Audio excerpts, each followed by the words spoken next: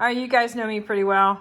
I got a little bit of resin left over. Yeah, I've got issues. Anyway, I got to do something with this, and I think I have an idea.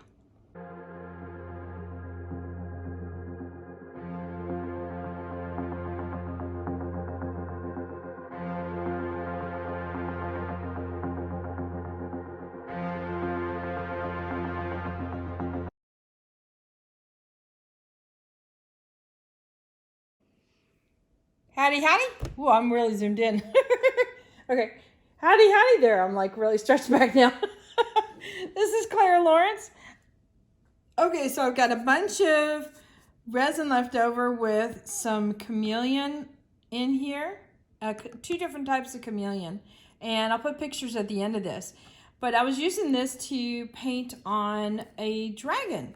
And in fact, that's a video I just released on doing some spot painting with UV resin. In fact, here's the little dragon here. He's all zoomed in. But you can see on the scales how it's raised up a little bit.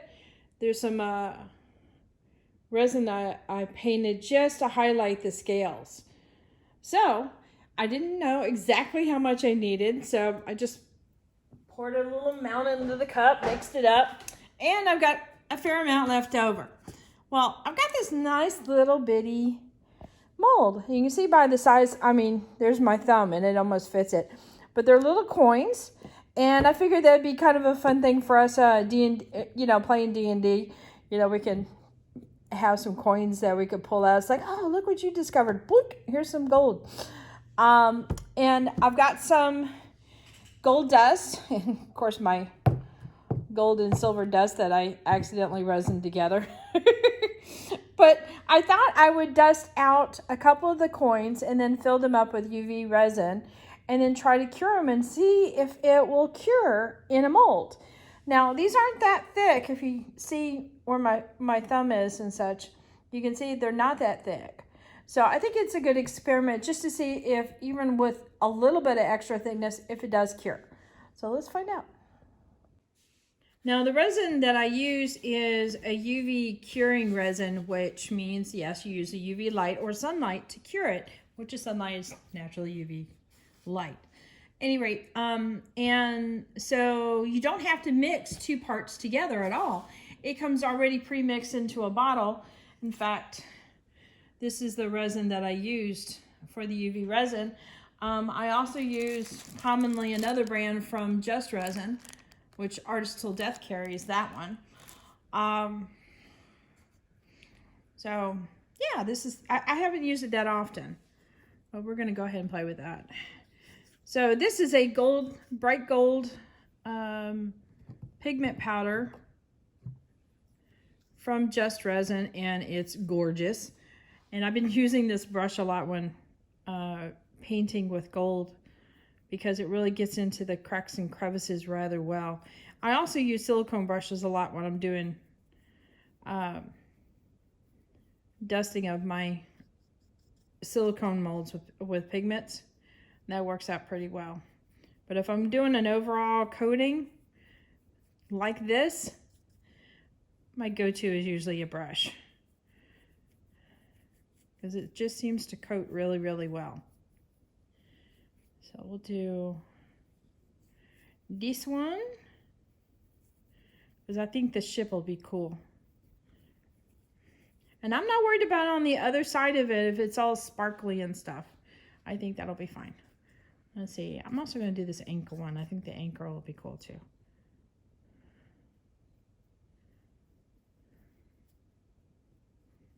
I think this one I'm going to kind of break it up a little bit so it'll be kind of unusual. So I'll do part of it in gold and part of it still showing.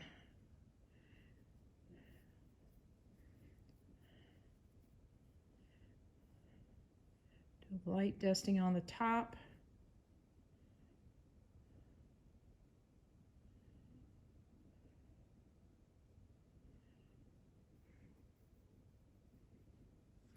Okay, I think that'll do.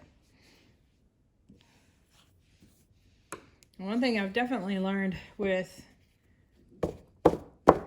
doing any kind of pigment painting, flip it over and give it a good tap. if you've got any clumps of extra pigment powder in your mold and you pour resin into it, it's kind of like, think of it as making pancake mix. And you know how you'll mix and mix and mix, and you think you got it all incorporated, and then you start pouring it in, and all of a sudden you hit a dry pocket where there's no liquid that's gotten into that dry pocket, and it'll burst that dry bubble open. It's kind of like that when you're pouring resin into there. You got a clump of dry pigments in there. You'll get that little dry pocket, so you'll find you'll have like this little concave piece in there when you pull out your mold. Now, I don't know if I've got enough for 2, but I will give it a try.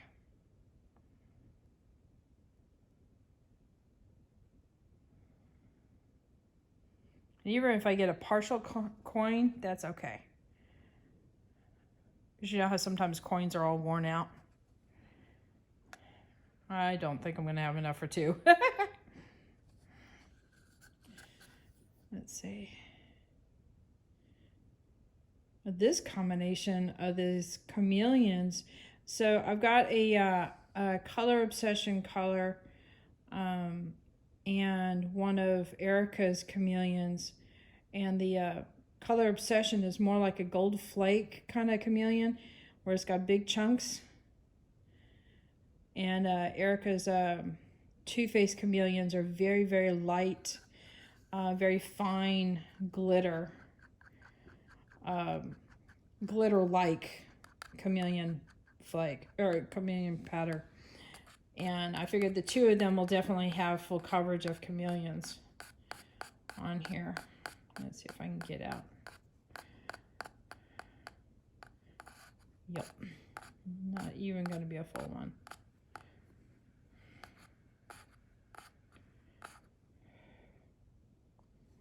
Let's see. So I've got a UV light here that is commonly used for when you're getting your nails done. And it's one of the larger ones for like when you get your feet done. So it has a larger opening, and it has no bottom to it. So it helps for putting over projects. And I got this purposely for working on a project. Okay, I'm going to get a popsicle stick and maybe I can scoop out this better.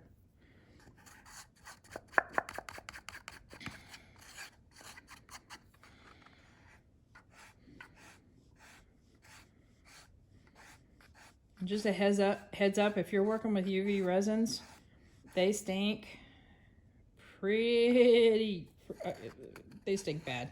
I'll just put it that way. So well ventilated area. And after I'm done with this, I'm going to vacate and go inside. All right, I'm going to try and scoop up some of this resin and put it over here.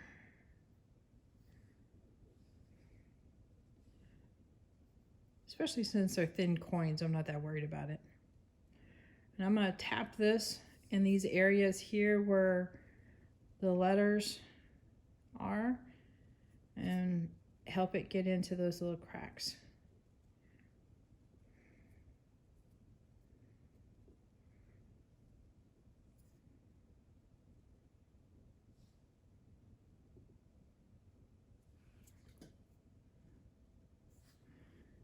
Seems to be working pretty good as far as an amount. Yay.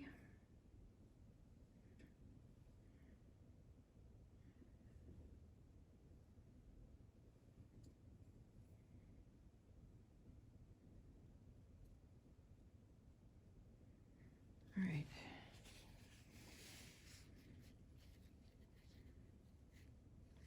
Yeah, looks like I got everything. Okay.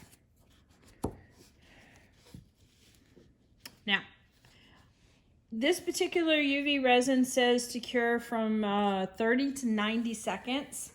I usually cure my resins, UV resins, for about 3 minutes.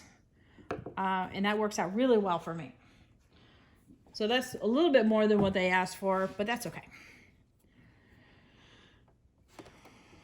And literally all I have to do is put this guy over top, hit the third, whoops.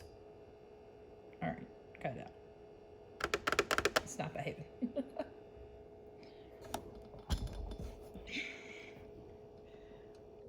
Okay, so I'll put it on the 60-second mark, and literally when it's done cycling through, I'll just hit it again 2 more times and get a total of about 3 minutes worth, and it should be ready. So I'll come back and we'll see if we can demold. All right, it's just about done. Let's find out what goes on here, or what happened, I should say. All right, it's hot. It's hard. I snagged a couple cookies. Sorry, I've got a root here. And it definitely warm to the touch. It's not hot, but it's warm. So I think there's, oh, look, it's okay. I guess that answered the question. Still feels a little bit on the tacky side. It almost feels like there's something coming off. So, not sure how the gold did. Yeah, the gold didn't do so well as far as transferring. Like a lot of times you can dust it with gold and then do a resin pour. I'm trying to look and see if there's, it looks like there's resin in here. And it does look like there's a little bit of resin inside. So I wouldn't say a huge success, but let's see what we can do with this. I am curious about something. And I may end up losing a brush, but for the sake of experiments, I'm up for it. All right, so I got my gold mica powder, and I'm just gonna go ahead and dust this. You know what? I'm gonna do this. Will I be able to pick it up from that? I don't know. I already picked some of it up with the brush.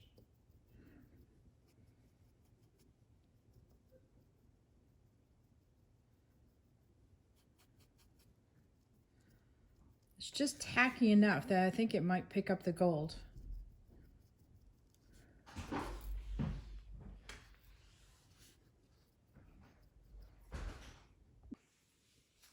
right, let's see.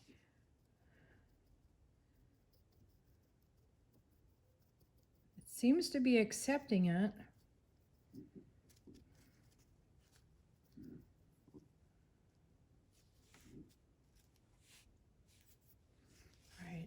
And what I'm going to do here is just dust the top part of it ever so lightly, kind of what I was planning on before. God, my stomach is making all kinds of racket. That's what happens when you skip your lunch. All right, I'm going to risk it. Trying to glide it on the surface.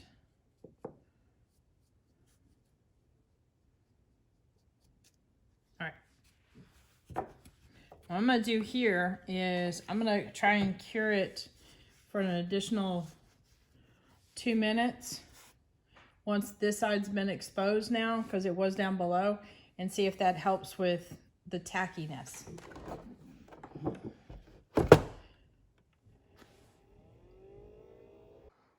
All right, so what I'm going to do with these guys here, since it was still kind of sticky when I was touching it, is I'm going to go ahead and I poured some alcohol in here just to let it soak for a little bit. And try and see if I can get up some of that uncured UV resin. So just enough to give it a good coating all over. Let's see, a little bit more, I think. And let that soak while I'm working with this part, because this guy just finished. Let's figure out, whoops, started it up again by moving it. All right, I'm gonna ignore it. All right, it does not feel tacky, so that's good. And I'll probably give this a little bit of a spritz with maybe some UV spray. But we have a little gold coin. It did kind of bow a little bit, but these molds are kind of on the thin side.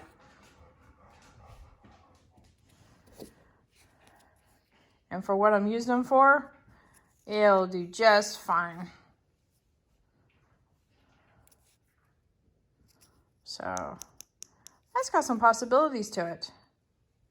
Just keep in mind that if you do some gold paint or any kind of pigment painting on there, that it might mess with the curing possibilities. So, and I have heard that clear molds do a little bit better. So I don't know if that was a factor or not, because this was definitely an opaque mold there. Oops, I just made the alcohol splash a little bit. But it does work. It needs a little persuasion. Alrighty. There y'all. Alright, hit that like button, hit the subscribe button, but definitely hit the bell to get notified next time I put a video up. And check out the links in the description below. All my colors, I get them from Artist Till Death. And especially this guy, which doesn't look like the unit. It just looks like that guy. But I use the bright gold metallic pigment powder, or powder pigment this time. And you can get those from Artist Till Death. I've also got a link for my Amazon store, which isn't really a store. It's basically a collection of links. Check those out. And those, I'll put all the products that I use, including this guy, which I got from Amazon. It doesn't change your price at all, but I get basically pennies on a commission kind of thing. So it does help out the channel. Later, y'all.